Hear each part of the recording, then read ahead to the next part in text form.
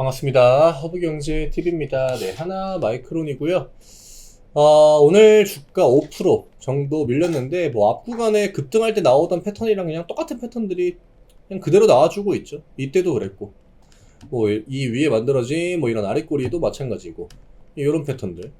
여지없이 시세를 보여준 다음에는 이제 음봉을 좀 크게 가져가는 그 흐름인데, 뭐, 하단으로는 3만원 정도만 보시면 될 것 같아요. 네, 3만원이 좀 중요한 가격이고, 지금 뭐 수급적으로 꼬였다라는 느낌은 아직까지는 없습니다. 연기금도 빨간불 그대로 유지되고 있고, 뭐 기타 법인 해가지고 등등등 외국인 이 프로그램 들어왔던 게 매도로 나온 걸 제외하면은 크게 뭐 분위기를 막 완전 이렇게 뭐 바꿨다라고 볼 만한 데이터는 아직까지 나와주지 않고 있다. 다만 반도체가 최근에 랠리가 좀 강하게 나와줬기 때문에 뭐 그거에 맞춰가지고 조정이 나오고, 또 그 조정에 맞춰서 2차전지 반등이 일부 나와줬고, 근데 2차전지는 여전히 뭐 위로 올라오기에는 너무나 좀 아랫라인에 박혀있기 때문에 좀 이제는 순환의 형태를 가져가는 게 제일 좋을 것 같아요. 그래서 내일 뭐 음봉이 나와준다라고 하면 일단 3만원 부근을 좀 최대한 잡아주고, 대신에 내일 같은 경우에는 아래 꼬리 만들고 좀 위쪽으로 올라와 주는 거, 이게 좀 필요하지 않을까. 그래서 하나 마이크로 뭐 28,000원까지 내려간다고 보기에는 너무 일단 좀 가격이 높죠. 네, 그리고 뭐 쌍봉 형태로 나와준다라고 하기에도 지금 이게 앞구간에 이 패턴을 만들고 그 다음에 횡보하다가 추세를 돌리고 이 전고점을 찍어준 거기 때문에 여기랑 이 뒷구간, 옆구간은 좀 다른 영역이다라고 보시면 될 것 같아요. 반도체가 아무래도 특히 이제 2월, 그러니까 하나 마이크론이 반도체 종목들의 흐름을 못 따라간 것처럼 보이긴 하지만 우상향의 흐름, 이거는 그냥 지수를 따라가고 있는 거거든요. 특히나 최근에 뭐 삼전, 하이닉스 다 가격을 많이 올렸음에도 불구하고 오늘 같은 날 막 3%, 4% 음봉 삼전이 안 준다? 네, 그러면 반도체도 그냥 적당히 또 조정받고 적당히 또 반등의 움직임을 가져갈 확률이 높다 라고 보시면 될 것 같습니다. 지금 시장을 하방을 우려할 만한 그 정도의 위치는 아니거든요.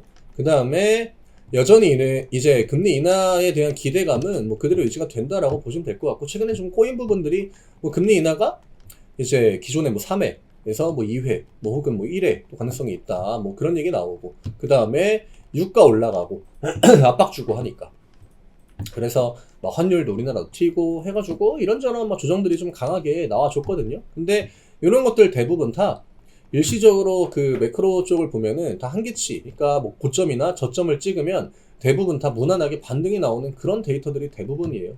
그래서 이런 흐름이 만들어질 때는 대체적으로 그 흐름이 엄청 오래 가지는 않는다.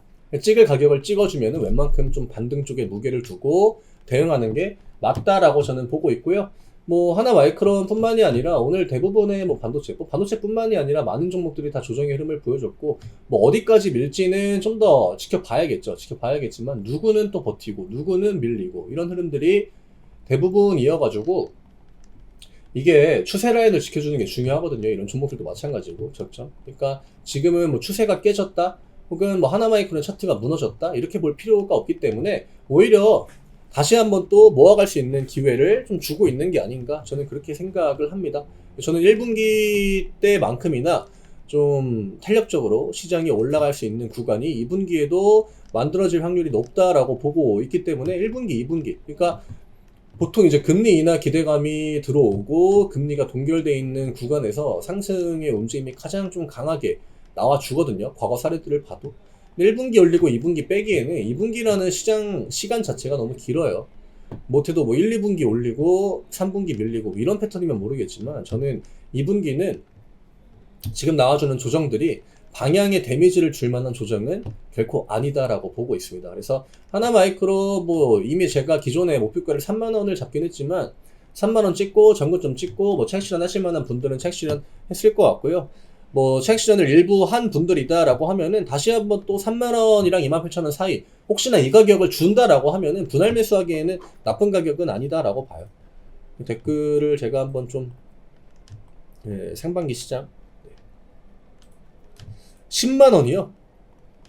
글쎄요, 10만원은 그거는 지금 뭐 차트도 안 보이고 3배 가야 되는데, 이렇게 단편적으로 종목 하나의 목표가를 정해놓고 보는 것보다는 지금 어쨌든 전고점을 터치를 해줬잖아요. 그리고 반도체들의 추세가 강하다가 잠시 조정을 받을 때, 그때 하나마이크론의 주가가 어디까지 조정을 받는지가 중요해요. 이거를 하단 라인을 똑같이 이런 식으로 찍는 조정이 나올 수도 있고 28,000원 찍으면은 그 패턴이 되거든요. 이런 식으로.